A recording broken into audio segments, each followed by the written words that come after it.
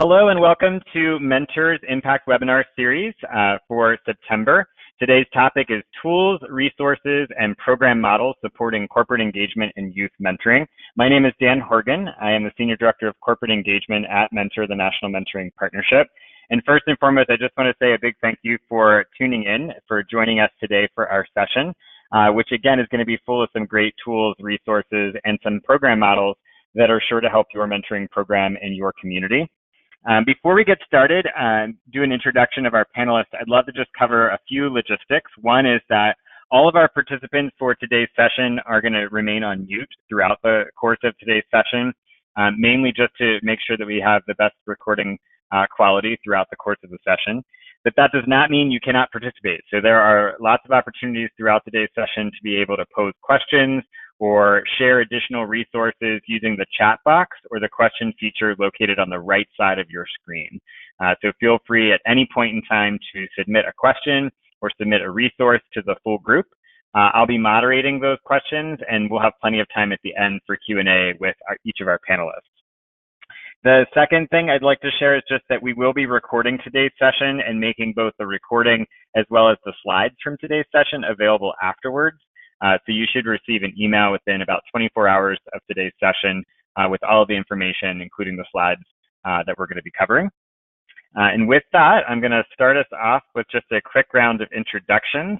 And I'm going to ask Brian from Arizona State University to kick us off. Hi, it's great to be with you all today. My name is Brian Netherow, and I'm proud to serve as the project manager for a project called EDGE here at Arizona State University. It is a project funded through the Schultz Family Foundation to help provide youth and young adults who are in the early stages of their career, who may have not been working or not in school previously, help provide them with foundational career skills that they're going to need no matter what path their career takes. So I'll get into a lot more in a minute, but I'm thrilled to be here. Thank you, Daniel, for having me, and look forward to sharing more soon. Absolutely. Thanks, Brian. I'm going to turn it over to Brittany and Shayna from the National Retail Federation Foundation. Good afternoon. Thanks for having us. We're excited to talk a little bit about Rise Up. I do community engagement around our Rise Up program, which is a suite of 3 credentials, and we will get into more details later, but we are the voice of retail, and we work at the foundation, which is the sister organization, the 501c3, with the National Retail Federation. And I work with Brittany. This is Shayna Trieger. I'm Director of Learning and Credentials here with the Foundation, and I do just that. I deal with our credentials that we'll talk about under the Rise Up portfolio and some other learning opportunities for the industry. Thanks, Brittany and Shayna. And then I'll turn it over to Julie from Adopt a Class. Hi, everybody. This is Julie. I'm the Executive Director of Adopt a Class. And we call it that because we've created a model where we engage the corporate community to actually adopt classrooms in high poverty schools, helping the children, but also helping the companies increase their employee engagement. Excellent. Thanks, Julie. So before I jump into a quick overview of Mentor, I just wanted to share, so one of the reasons why we have pulled together such a great panel and such a great group of resources and program models for you is that at Mentor recently, we've been doing a lot of work about merging mentoring with workforce development. And one of the things that we found both in our own work across the country as well as the research in this area is that oftentimes young people need exposure to both opportunities as well as new networks in order to explore various career pathways, open the door to networks that they wouldn't otherwise have access to so they can learn more about particular careers, get exposed to different types of positions within companies that they may see around their communities, but might not realize the diversity of roles, both in the short term at an entry level as well as a longer term career pathway option. And so each of our panelists is going to share a model or a tool or a resource that you can plug into your partnerships with corporations locally through your mentoring program, or that you can leverage to really help expand the network of support that young people have on their path to career and to life success. So that's really the sort of the common thread that really weaves all of our panelists and all of the great tools and models that you're going to be hearing about today together. So with that, I'm going to do a quick overview. If you are new to Mentor, the National Mentoring Partnership. We are an organization nationally that's been around for over 26 years.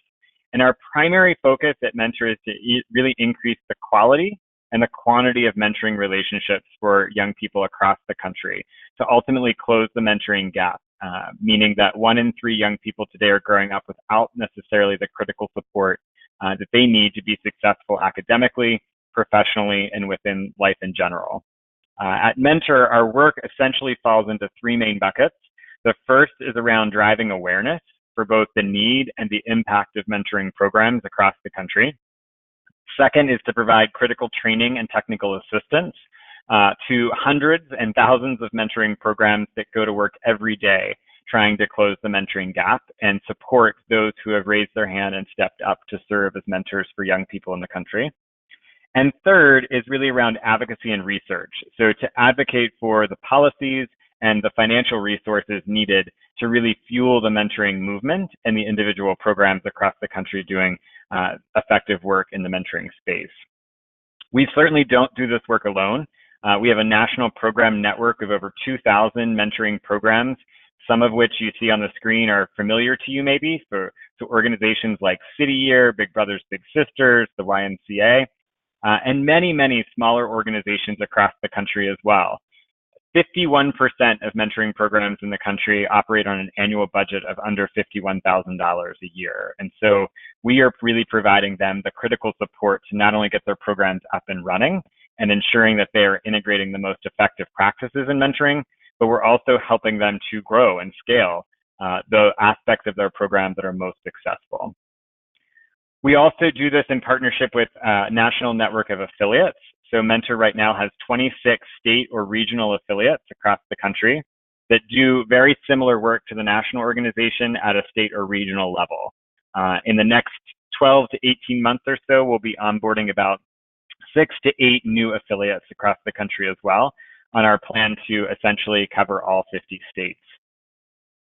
And in addition to those programs and affiliates, we also work with a lot of different companies and foundations across the country, increasing the ways that companies are engaging within mentoring, both in terms of driving employee engagement, as well as investing in mentoring programs and leveraging their brand assets to elevate awareness around the mentoring field and the great work that is happening every day with mentoring programs.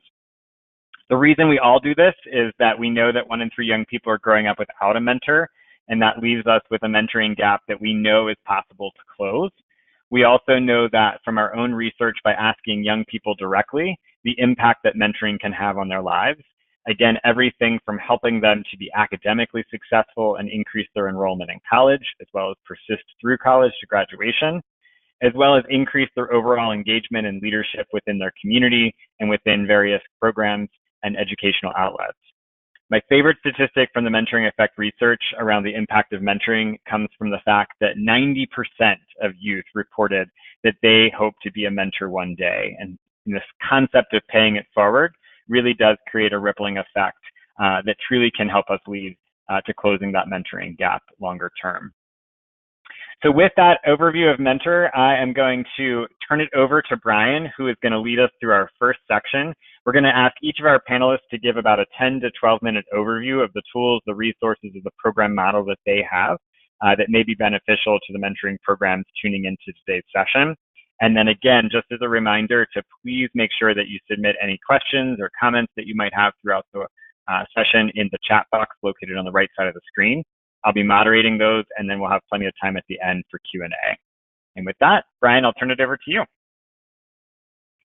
Awesome. Thank you so much, Daniel. So like I said, I'm Brian. I'm still the same Brian here with the EDGE program. And in the next 10 minutes or so, what I hope to be able to accomplish is to give you an understanding of what is the EDGE program, to give you a little bit of detail around what is included in the EDGE program, and allow you to actually see the program and understand the program a little bit.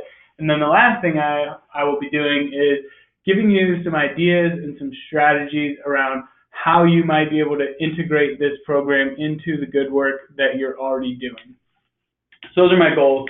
And we'll start with a little bit of background about EDGE. So our mission at EDGE is to help opportunity youth, who are these youth and young adults that are not working, they're not in school, and we have a definition, but we say it a little bit loosely. So essentially, these are youth and young adults that are facing barriers. They come from troubled backgrounds that make it more difficult for them to be successful in their career. And EDGE is wanting to provide them with a flexible tool that will help them build the foundational career skills they need, no matter what path they might take professionally.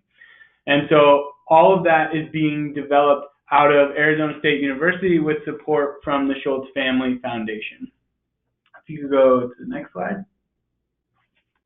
Thank you. So some of the key features of EDGE that make this vision happen, first of all, is our curriculum is extremely flexible. So it is completely available 100% for free on any device, anytime, anywhere. So we deliver all of our training in online formats, but in a way that users are guiding themselves through the information. So you don't have to report at a certain time on a certain day, and you don't have to go through our training modules in any particular order. So you can create your own learning path depending on whatever makes the most sense for you.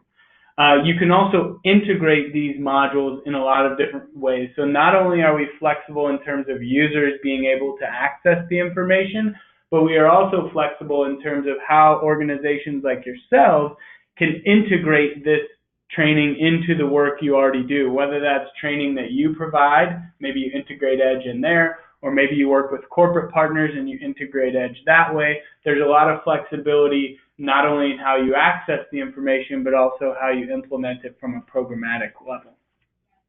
Our trainings are all 30 minutes in length, and they each focus on one specific topic within one of our 3 domains, and I'll share more about the curriculum in a moment.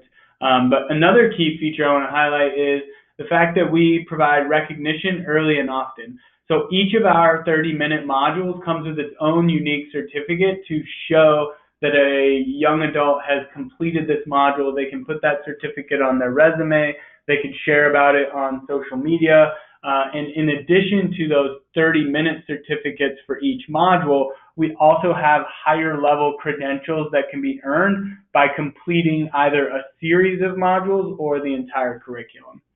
And the last feature I want to point out is all of our content is extremely high quality and impactful content. So this is not content coming from me or my friends about what ideas we think matter. This is content coming from faculty experts here at Arizona State University who have decades of experience and expertise in this type of training, and they're also delivering that information through animated, engaging videos. So a lot of traditional online learning is very text heavy. It is very some might say dry or not quite as engaging or interactive as youth and young adults want it to be. And so all of our content is taught through engaging animated videos, and then that same content is applied through real world application that is included in each of our modules. Next, thank you. So here's a little bit of the curriculum. Like I mentioned before, we have 3 different domains that you'll see on the left: customer service, leadership, and personal development. And then within each domain, there are 2 smaller topics as well. And so we chose these 3 focus areas under the mission that I shared at the beginning, that these are skill sets you're going to need no matter what career path you take. So we know a lot of youth and young adults start out their careers in either the hospitality industry, the retail industry, or the restaurant industry. And we specifically chose these 3 domains as skill sets and knowledge bases that are going to be needed not only in those 3 primary industries, but any industry that youth and young adults are going to start their career in, as well as skills they're going to need to maintain throughout their career. So we really feel that this curriculum is a universal skill set that is needed regardless of career path, company, or particular job. Next. Thank you. So I wanted to give a little bit of a sneak peek into EDGE. This is our website where everything starts, and the primary objective of this website is to draw people in and help them create their account so they can actually get started with Edge. And then on the next slide, you'll see an example of what our training actually looks like.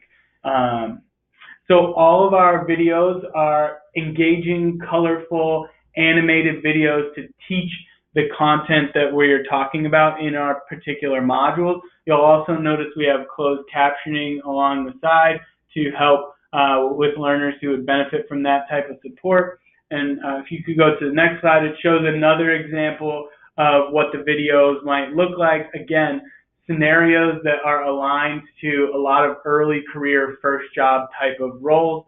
And then if you could go to the next slide, this shows some of the application activities that are included in each of our modules. So as users are making their way through the content, they're sort of bouncing back and forth between learning about a concept and applying that concept. And we do that very intentionally because we expect our users to be often learning on their phone, and we want the experience to be very engaging and keep them motivated to move forward. So we break our content up into lots of small pieces, and in between each of those pieces, there are application activities like the ones you'll see here, where they have to put that knowledge into practice. And if you could go to the next slide. Thank you. I wanted to highlight a few of our partners. This is not an exhaustive list in any way, but just demonstrates the range of applications for Edge. So these organizations may be known by you, they may resonate with you, they may not, but I just share these here to demonstrate, again, the range of Edge and how it might be used. So some of these applications are using Edge as more of an individual development tool where each person is on their own learning path. Some of these partners are taking Edge and weaving it into the work that they're already doing. So it's more of an enhancement and a complementary tool to go along with that work that they're already doing. And then other partners on this list are using Edge as a comprehensive training tool. So they might acknowledge a need for training that they are not able to fill themselves. And so in those environments, Edge is a tool that could provide the training comprehensively as well. And so we're really excited to see Edge being used in all these different ways, because that's really our vision, is to complement and enhance the good work that's already happening out there and not compete or fight against it. And so these few examples here demonstrate how we've been fortunate to have success in that vision so far. And if you could go to my last slide, these are just a few of the different use cases. I kind of mentioned them again on the previous slide, but just to show how Edge could be used. And in thinking about some of the work you guys are doing, and I know that I'm in no way an expert in all the organizations that are represented on this call, but in thinking broadly about what mentor partners might be able to do with this type of tool, it could be something where you are sharing Edge out to your mentor network so that your mentors know this is a tool that's completely free, completely flexible, 30-minute bite-sized training that your mentors can use with their mentees as they're supporting and developing them. So they might assign, quote unquote, a module and then follow up with them a couple of weeks later when they see them next. That's one possibility that I thought of. Another possibility it would be sharing Edge with a corporate mentor program. If that is your focus, is the corporate side of things, Edge could be integrated into the resources that are already being used on the corporate side. So that's another possibility. And then if you are focused on youth workforce development, Edge could seamlessly integrate with either a corporate partner or a workforce development partner as either a pre-work training tool or even a post-work training tool. So maybe in the first 90 days on the job, as a mentee is getting started with employment, they could be going through Edge to continue to boost their knowledge and skills. So those are just a few spitball ideas of what you might be able to do in terms of incorporating Edge. I know there are many more ideas beyond those few, but just wanted to put those out there as a starting place. I also want to shout out Daniel for helping me to understand the experiences you all have in creating some of those possible ideas that really align to the work you do. So thank you for those suggestions, Daniel. And that's my last slide. So I hope you now understand EDGE a little bit, have gotten an inside glimpse into what it is and how it could be used, and then also understand some of the ways in which you can use it. If I was unclear about anything or have any questions, look forward to hearing those towards the end. Thank you so much for your time. Awesome. Thanks, Brian. Before I let you go and transition, I just have one quick question for you, and that I know from having talked to you about how the EDGE tool got developed, you really engaged young people in the design process through a series of focus groups. Can you just share a little bit of context on some of that background, just so folks tuning in understand the role that young people played in the development of it? Sure. So we have always had a really specific focus on youth and making sure that this program is informed by youth and useful and impactful to youth. So from the very beginning, we've done focus groups with youth themselves, but also with organizations that serve and support youth, as well as employers that hire youth. And so we really wanted to represent all those different perspectives, especially youth, to make sure that this is not only something that is needed, but it is done in a way that youth like and are drawn to, because with EDGE, it's completely free. So there's really no barrier to entry, but it's also something that you could sort of stop doing if you wanted to. And so we really wanted to make sure that this was informed by youth in a way, in such a way that draws them in and encourages them to continue learning. And so far, all of the data and research that we have done really shows that we are hitting the mark there. So we've been really pleased with what we've heard from youth in terms of how effective this is and how enjoyable it is. Good question. Awesome. Thanks, Brian. And one last quick question before I transition is, how do people access EDGE? What's the best way for them to connect? Great question. And if I'll make sure Daniel has all the follow-up information so they can go out with the recording after the webinar. But you can download the app on the iOS App Store or the Google Play Store. The app is called Get Your Edge. Or you can go to our website, which is getYourEdge.org. That's getYourEdge.org. You can either find it online or find it in the App Store. And I'll make sure all of those details are included in the follow-up to this webinar. Awesome. Thanks, Brian. I'm sure we'll have more questions towards the end as well. Great. Awesome. Well, with that, I'm going to turn it over to Shana and Brittany from the National Retail Federation Foundation. Again, they are going to talk today about Rise Up and the great tools and resources that they have through their retailer network as well. Brittany, Shana? Thank you so much for having us. We are excited to spend some time today talking about Rise Up, which is our training and credential program. It was designed by the retail industry to help people, regardless of educational background, economic means, or age, acquire the skills that they need to secure jobs in retail, as well as advance into promising careers. Today, we're going to be specifically talking about our newest credential, Retail Industry Fundamentals, which falls under our Rise Up umbrella. We feel it's the most relevant for opportunity youth. Are you going to do my slides? Thank you.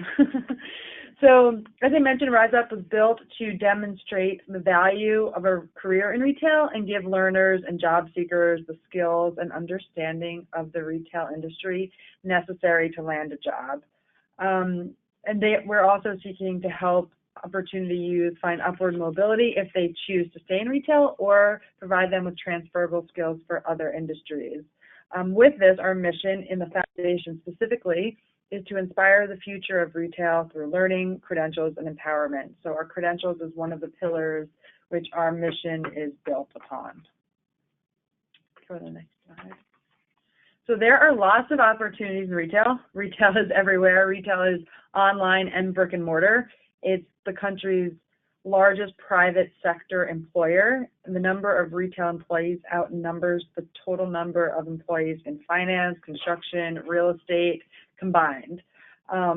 As we stated here, 1 in 4 jobs are supported by the retail industry. It's an excellent place to start a career where learners can earn those transferable skills that were mentioned in the previous slides, And we feel that it's important to expose different types of learners to these opportunities, as well as provide them with the learning resources to get on a career path and then also support them in advancement. Next slide. Since retail is growing faster than GDP, currently there are 600,000 open entry-level jobs that retailers can't fill. So we decided to bring the retail industry together to balance the equation between the open jobs and some of the conversations that we had with retailers that it was hard to find good talent, keep good talent, with the different types of learners that are looking for a first job or a second chance, or have had circumstances that have prevented them from getting their foot in the door. We decided to be the conduit to help the job seekers and the retailers connect through our program. So we came together and discussed the types of core competencies that entry-level professionals would need to master to become ideal candidates. And then we balanced that with the skills that help learners build confidence and help them get their foot in the door, as well as be able to demonstrate the knowledge that they've learned through an interactive training. So we're going to get into more detail about what this training is, but as you can see, we've had support by all different types of retailers. So we have LL Bean, Lowe's, Ashley Stewart. It runs the gamut. And in our conversations, we made sure that our training supported the needs applicable to any type of retailer and balanced that with the learners that we know could benefit from a job in retail. So our partnerships vary from on the delivery partner side, workforce boards, nonprofits, as well as balancing that with the different types of retailer engagement that we've seen so far. It certainly ranges from securing interviews to on-site visits that help learners see the different types of jobs in retail, expose them to call distribution centers and the technology and all of the different facets that make up the retail industry. So we're excited to talk a little bit more about retail industry fundamentals, which we feel really brings the industry together. Thanks, Brittany. Next slide, please. So on our slide, you'll see here, this is an overview of our Retail Industry Fundamentals program. We just launched this program on a new learning platform. It's on the Penn Foster platform that I'll show you on my next slide. But before we go there, I wanted to just give you a little glimpse of what the training covers. Right now in the classroom, it covers a approximately 12-hour curriculum. Online, it's about 8 to 10 hours, really depending on the learner. It can be delivered online and in the classroom, and sometimes we're working on it with a hybrid or a blended learning platform. I think it really is up to the delivery partner and the instructor to really learn how your audience learns best, frankly. And the Retail Industry Fundamental course covers foundational retail information like introduction to retail, the customer experience, sales and merchandising, safety, inventory, just to name a few. So you'll see it is 10 modules and it's broken up into 3 parts. We've really tried to break down the content so that it can be taken by today's learners in sort of bite-sized chunks. You'll see the exam is even broken down, something we've never done before with our other programs. And the total exam is 50 questions. You see it's broken up into 3 parts, 16 to 17 questions each. And it really covers that transferable skills that can be covered in retail and so many other industries. Right now, we're offering it online and in the classroom at $99 a learner, and that covers the cost of the exam, and it covers 1 retest, so someone can take each part twice before they have to repay to take the program again. But we're really excited about it. We've had great feedback, and we feel like we have engaged retailers to find out what they are wanting for foundational skills or even incumbent workers and opportunity youth. Some are using it as incentives for incumbent workers who've been with a job. If they stay, they could give them this training and invest in their workers. And I think it's really showing that retailers are investing in their employees, certainly their frontline workers, and it's really helping with that retention and turnover piece. Could you go to the next slide, please? So this is a screenshot of our Penn Foster platform. It's branded with the NRF Foundation logo and Rise Up, which is our portfolio of credentials. And I just wanted you to see where you would go to log in. You can log in as an individual learner and also as a delivery partner. If you wanted to offer this to a cohort that you might have, you can do that, or individual learners can also log in and purchase this directly just to take it themselves.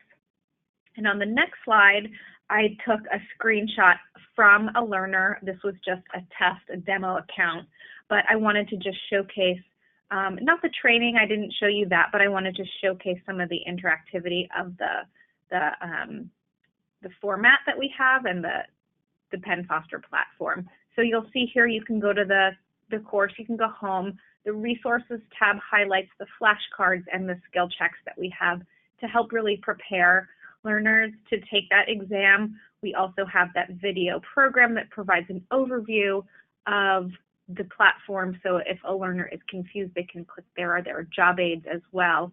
And they can also print out the learner guide if they prefer to read things as opposed to taking it online. So we're really giving learners different options to make their learning journey successful. And our contact information is here if you are interested in more of the sort of table of contents and the contents that the retail industry fundamentals cover. Feel free to reach out to any one of us, or if you are interested in purchasing it on behalf of your students or delivery partners, please let us know. We'd love to work with you. Cool. Thanks, Brittany and Shana.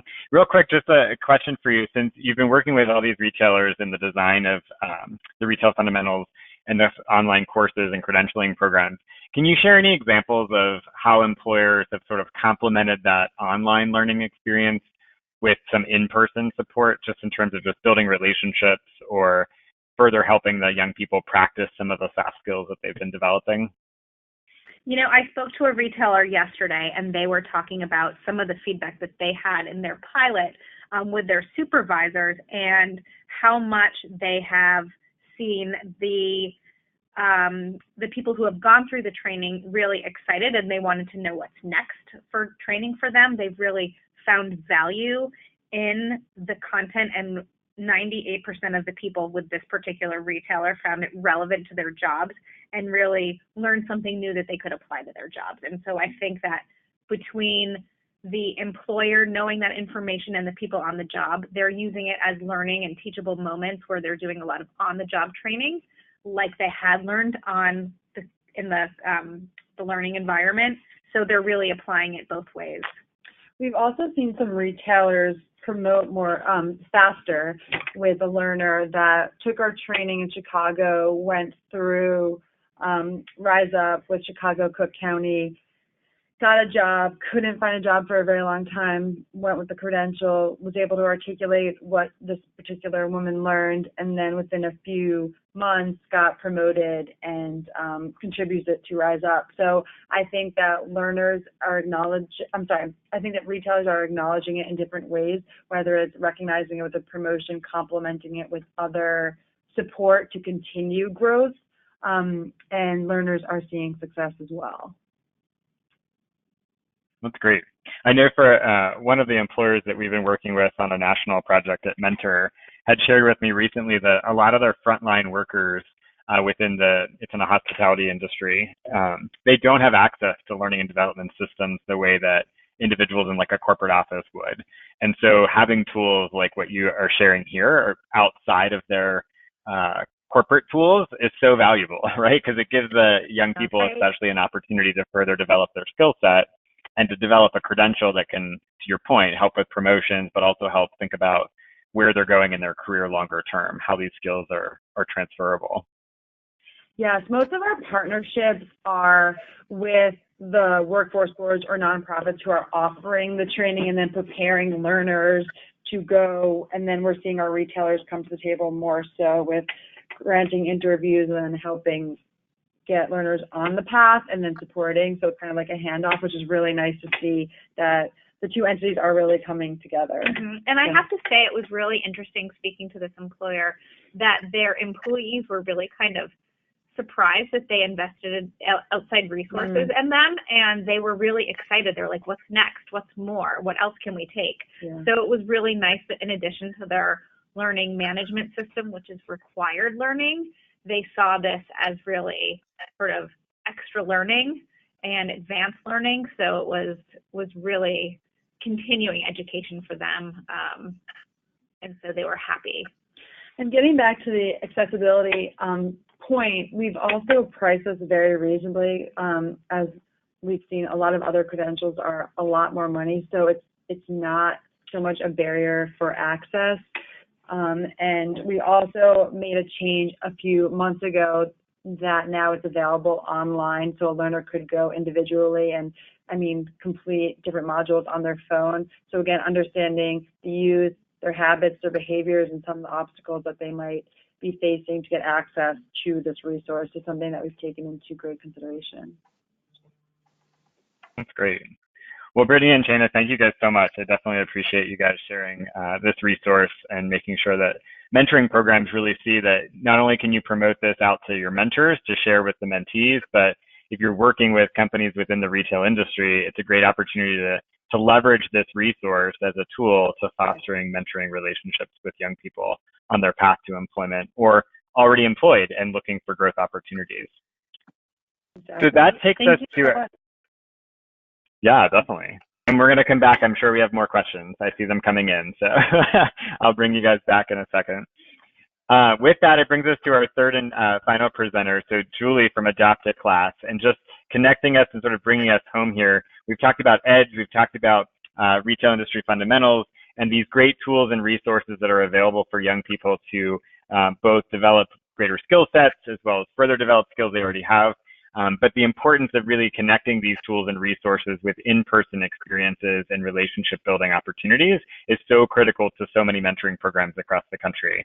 And when I met Julie several months ago and learned about the Adopt a Class initiative in Ohio and Northern Kentucky, I knew that I wanted to have her on our Impact webinar series. So Julie, I'm super excited you can join us today and look forward to hearing about your program.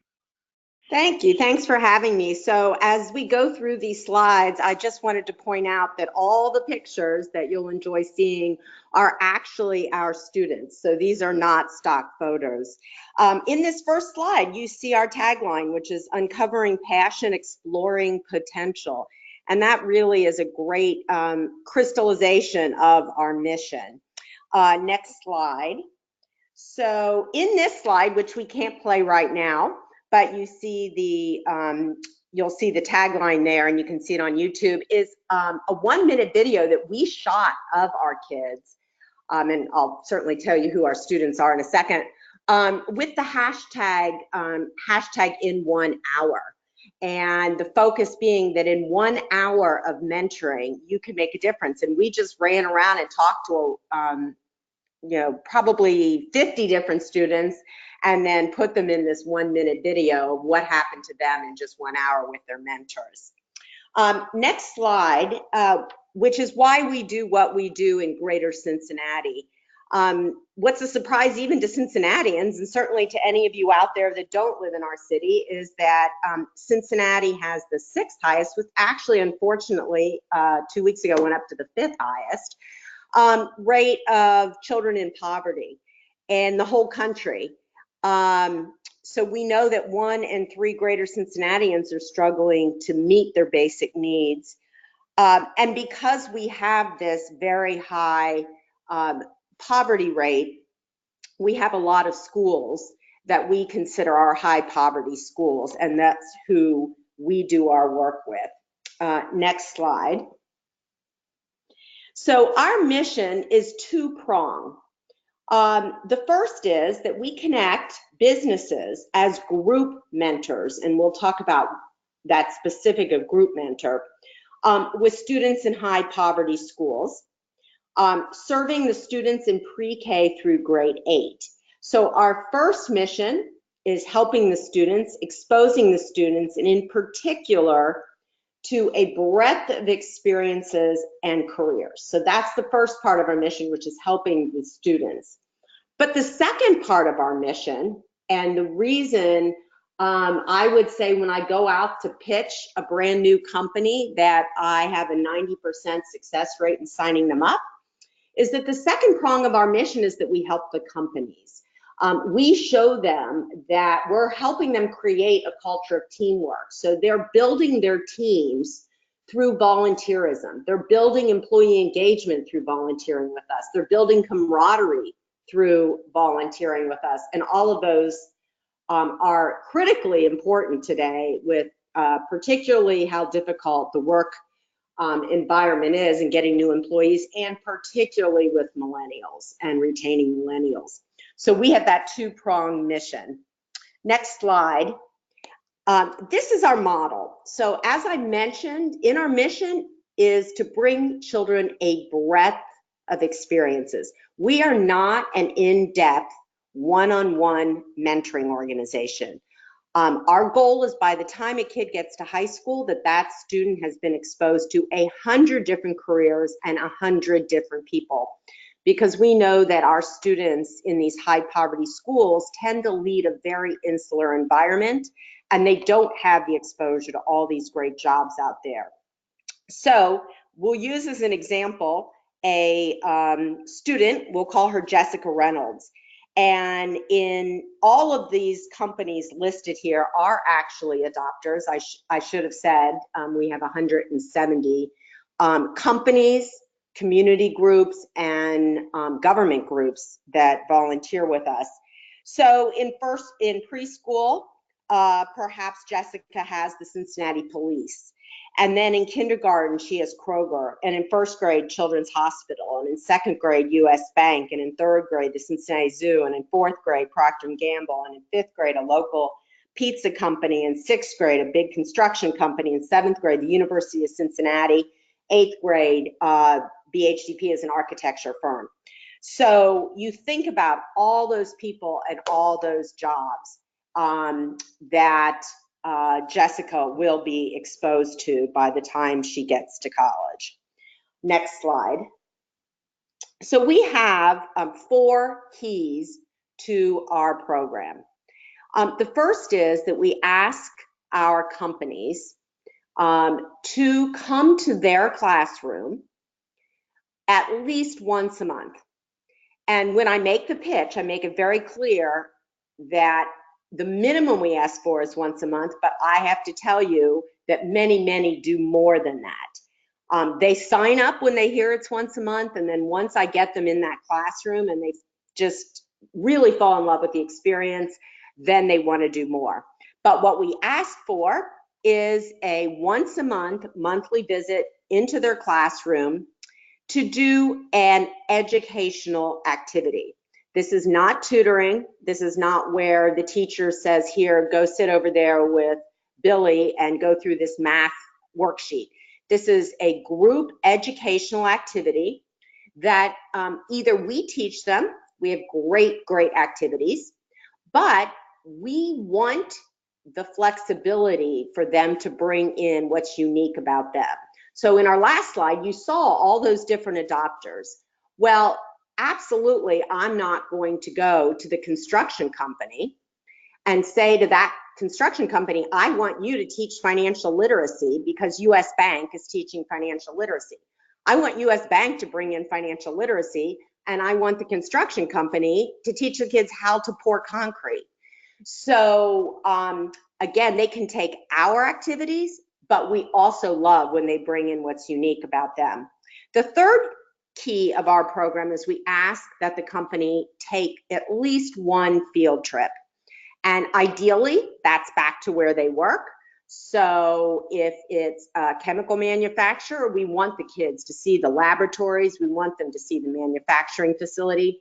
Not all of our companies can bring their students back. And so then we say any other educational activity, whether it's to our great parks or to the zoo, but some kind of field trip. And then the final piece is we ask for pen paling. As I said, we only go into the classroom once a month. And so this pen paling in between continues the relationship, but in addition it helps the students to practice their literacy, and of course lets them know a lot more about their mentor who writes to them. Next slide. When we ask our volunteer mentors to go into the classroom, as I said, we give them all the flexibility, but we do specify we want 3 things to happen. We want at least one of their activities to be a STEAM or STEM, so STEM, science, technology, engineering, and math. So for example, P&G might teach them an hour of coding. And that's the picture of P&G teaching that. We also ask that at least one activity be a life skill that they might need. And this is a picture, if you'll fly that in, of Ohio National teaching table manners. So not only feeding the kids, which all of our volunteers like to do that, but they're going to feed the kids, so have them learn how to set a table and have them learn how to put a napkin on their lap and chew with their mouth closed. And then the final thing that we ask is that there be some focus on college or career.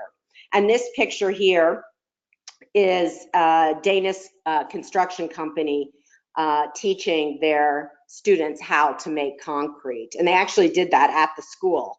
They brought all the materials and showed them how concrete's made. So next slide.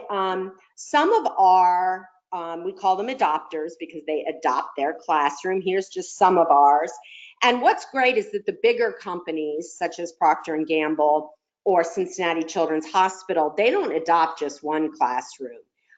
They adopt many. So Children's is our largest adopter. Actually, they're tied with Kroger. Both of them have 15 classrooms adopted across the city, which means that they're serving each of these companies is mentoring, let's say, 300 students each. Next slide. And again, when I said, how do I get all these companies to sign up? I'm able to encourage them because it is this great team building opportunity. It takes a very low time commitment. It builds their employees' connection to the organization. It provides a great leadership development opportunity because somebody has to manage this team going into the classroom. And many companies will pick a rising star and say, here's an opportunity for you to show us you shine. It increases the employees and the company's connection to our community. And then finally, they have such a good time in the classroom. So I often hear, I had way more fun than the kids did. Next slide. So I'll go through this really quickly because I know we're running out of time. Here's just some quick data. 100% of our teachers saw positive impact, which probably doesn't surprise any of you out there. Out of our mentors, 91% built a stronger relationship with their colleagues. And if you've got good friends at work, you stay at work. That is a proven statistic. And then the companies tell us that 70% of them said that this helped improve employee morale. So a couple of key lessons for any of you out there, next slide, that might want to consider building a program like this is, number one, this is meet your volunteers where they are, which is these are really, really busy business people. And you may not be able to get them to sign up for one-on-one tutoring every week. You may not be able to get them to sign up for one-on-one mentoring. But the hope is that if they start slowly this way with a smaller commitment, maybe they'll want to go on to those other things. Number two, you have to make it really fun for them in order to want them to continue year after year after year after year. Of course, my program wouldn't work if I spent all the time and effort to find the companies, train the companies, connect them to the schools, and then they only stayed 1 year. So the way we've grown so much is keeping them year after year, and that means it has to have been an enjoyable experience. The third is creating alignment with who we're partnering with. So as I said, I'm not going to ask Children's Hospital to teach financial literacy. I'm not going to ask Duke Energy to teach financial literacy, but I'm going to ask Duke Energy to teach how electricity conducts. And they love coming in with their special expertise. And then this final one is something that we've more recently started doing, just in the last 4 years, is that the companies are paying us to get to volunteer. They're paying us to bring the program in. So that helps us be far more self-sustaining because of that. So thank you for letting me tell you about Adopt a Class. Awesome. Thanks, Julie. I'm going to streamline us right into the Q&A section. And there was a couple of questions that came in, Julie, during your presentation. So I'll start off with one for you specifically. And that is if you can share a little bit about the cost structure. So how companies, what they're specifically sponsoring when they adopt a particular class. Sure. So we ask every company, and let me clarify, just the for-profit companies. So as I mentioned, we have a lot of nonprofits and governments like the Cincinnati Zoo. We do not ask other nonprofits or churches to donate to us. But the for-profit companies are asked for $550 per classroom adopted. And for the smaller companies, that's what they do. The bigger companies, let's say US Bank, Kroger, Procter & Gamble, Cintas, they all have foundations that support us in a much, Bank of America, Citibank, in a much bigger way than the $550 per classroom. And they do that because they're thrilled, first of all, for our cause, but second, they're thrilled with the employees that they have, the hundreds of employees that are getting involved with us.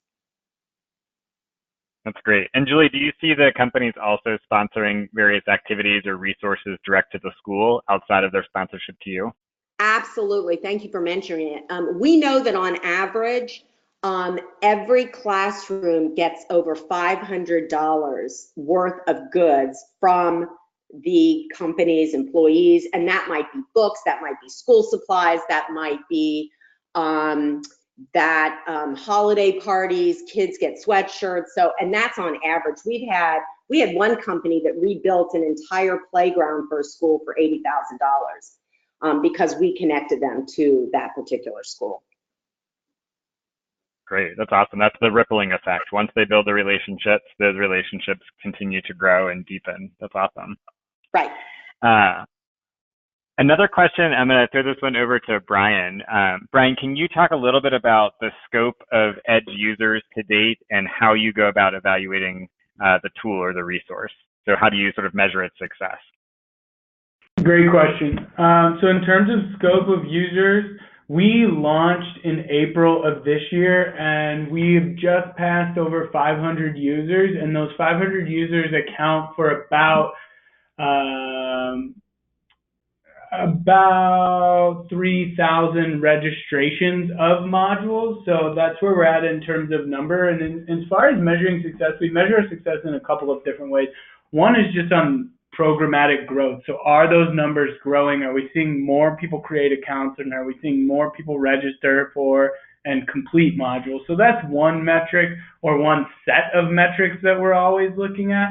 But another set of metrics is really on the feedback side of things. So I mentioned earlier we're undergoing our first research study right now. I think I mentioned it earlier. If I didn't, I'll mention it right now. We're undergoing our first research study to understand the experiences of youth and young adults as they are making their way through EDGE modules. And our early data shows us overwhelmingly that they feel they are learning. They feel that this information is useful to them in their life and in their career, and they are wanting to go through more modules. So we're putting together more formal information, but that's preliminarily what the data shows. And then we're also constantly getting feedback from people throughout the modules. We have little questions and surveys pop up. And again, we've been really pleased to see the overwhelming response from people is that our modules are easy to access and they are enjoyable to progress through. So those are some of the ways that we measure our success, and that is a little bit of the data that we've seen to date around those measures. That's awesome. Thanks, Brian. Shana and Brittany, can you guys hit on the same question? Just kind of what's the scope of the use of the tools and measures of success so far? And just a reminder for other participants, if you have any other final questions, please make sure you get those in the chat box before we wrap up today's session.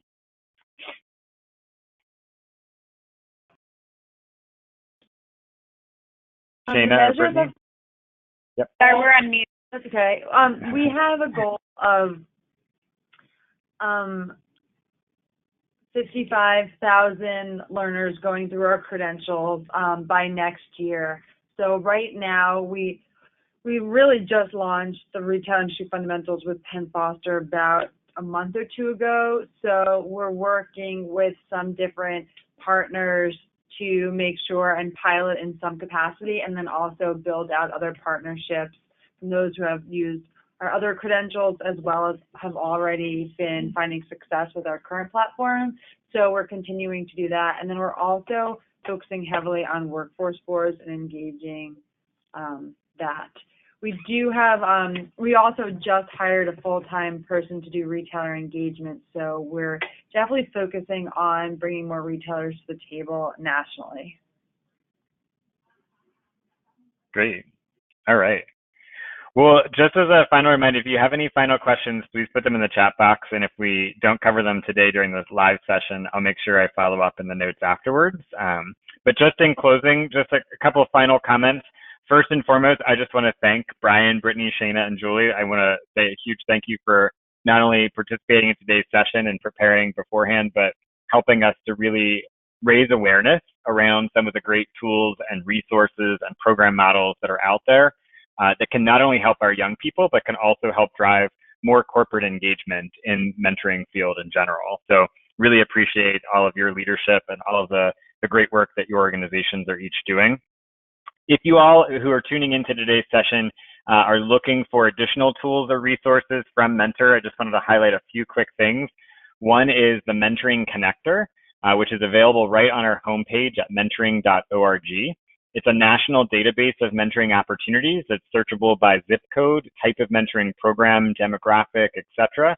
So it really helps anybody anywhere identify a local mentoring opportunity that they can connect to. So if your mentoring opportunities are not in that mentoring connector, please be sure to check out that site and register your program today.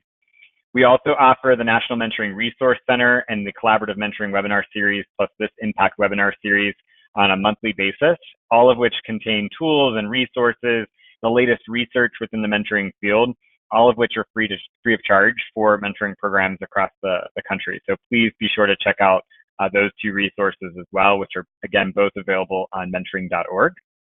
And then lastly, I just want to highlight the National Mentoring Summit. It's our annual convening in Washington, D.C. This year, or 2019 summit rather, is January 30th through February 1st. It's an amazing event. I have gone to it prior to even joining the staff at Mentor for many, many years. It has over 1,000 practitioners, policymakers, philanthropists, representatives from higher ed institutions, young people, all coming together to really both share effective practices and resources like we did today, as well as really troubleshoot some of the challenges and have some really transparent conversations around the mentoring field and how we can continue to evolve and grow the field to close that mentoring gap. So please be sure to check out the National Mentoring Summit. I believe our early bird rates are still up and applicable until early October. So don't miss out on those discounts. Again, you can find all that information at mentoring.org.